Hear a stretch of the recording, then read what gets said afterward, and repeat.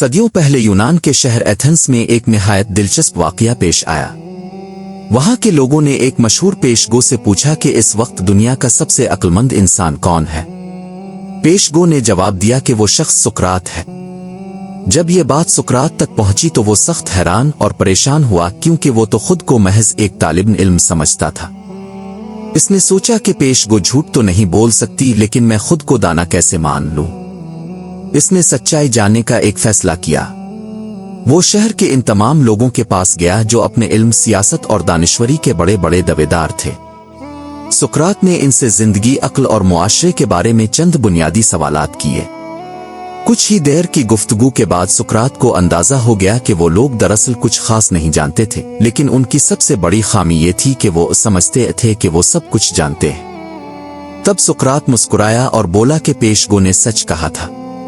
میں واقعی ان سب سے زیادہ عقل مند ہوں، کیونکہ کم از کم میں یہ تو جانتا ہوں کہ میں کچھ نہیں جانتا، جبکہ یہ لوگ تو اپنی جہالت سے بھی بے خبر ہیں اور خود کو عقل کل سمجھتے ہیں۔ لائف لرننگز کے پلیٹ فارم پر اب سب کو خوش آمدید۔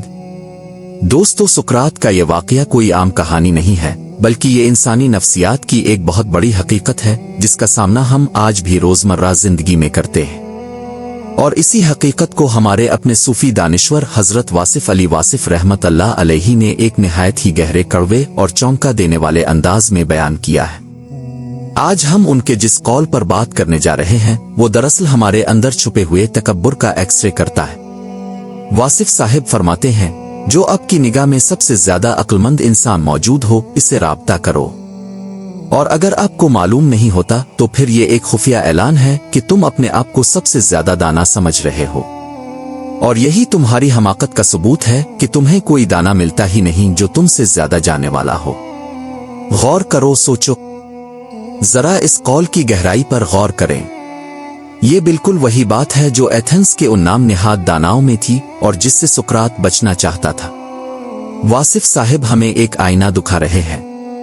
جب ہم یہ کہتے ہیں کہ اے مجھے کسی سے مشورہ کرنے کی کیا ضرورت ہے، جب ہمیں اپنے ارد گرد، اپنے خاندان، اپنے دوستوں میں کوئی ایک بھی شخص ایسا نظر نہیں آتا جس کے پاس بیٹھ کر ہم کچھ سیکھ سکیں، تو یاد رکھیے یہ اس بات کا ثبوت نہیں کہ دنیا علم سے خالی ہو گئی ہے، بلکہ یہ اس بات کا خفیہ اعلان ہے کہ ہمارے اندر کا تکبر اتنا بڑا ہو چکا ہے کہ اس نے ہماری آنکھوں پر پٹی باندھ دی ہے۔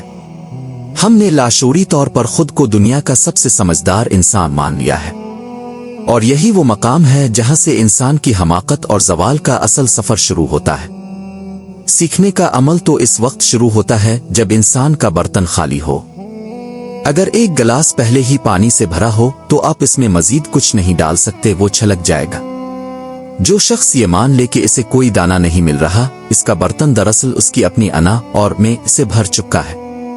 تاریخ گواہ ہے کہ دنیا کے بڑے بڑے علماء، سائنسدان اور مفکرین ہمیشہ اپنے لیے استاد تلاش کرتے تھے۔ وہ ساری زندگی طالب علم رہے، کیونکہ جو جتنا بڑا دانا ہوتا ہے وہ اتنا ہی زیادہ محسوس کرتا ہے کہ وہ کتنی کم معلومات رکھتا ہے۔ اگر آج ہمیں اپنی زندگی کے فیصلوں میں، اپنے کیریئر میں، روحانی سفر میں کوئی رہنما نہیں مل رہا، تو ہمیں کسی اور کو نہیں بلکہ اپنے اندر کی اس جھوٹی عقل مندی کو ٹٹولنے کی ضرورت ہے۔ ہمیں یہ تسلیم کرنا ہوگا کہ ہمارے علم کی ایک حد ہے اور ہمیں رہنمائی کی ضرورت ہے۔ دوستو، غور کیجئے گا کہ کیا آپ کی نگاہ میں واقعی کوئی ایسا شخص ہے جس سے آپ اپنے الجھے ہوئے معاملات میں رجوع کر سکیں؟ اگر نہیں تو پھر واصف صاحب کے الفاظ کے مطابق رک کر سوچنے کا وقت آ گیا ہے۔ کمنٹس میں ضرور بتائیے گا کہ آپ کی زندگی کا وہ کون سا استاد رہنما ہے جس نے آپ کو سب سے زیادہ متاثر کیا ہے۔ اگر آپ کے پاس دانائی کا کوئی ایسا قول ہے جو آپ دوسروں تک پہنچانا چاہتے ہیں، اگلی دفعہ ایک اور دانائی سے بھرپور الفاظ کے ساتھ حاضر ہوں گے۔ تب تک کے لیے اپنا اور اپنے رشتوں کا بہت خیال رکھیے گا۔ اللہ نگہبان۔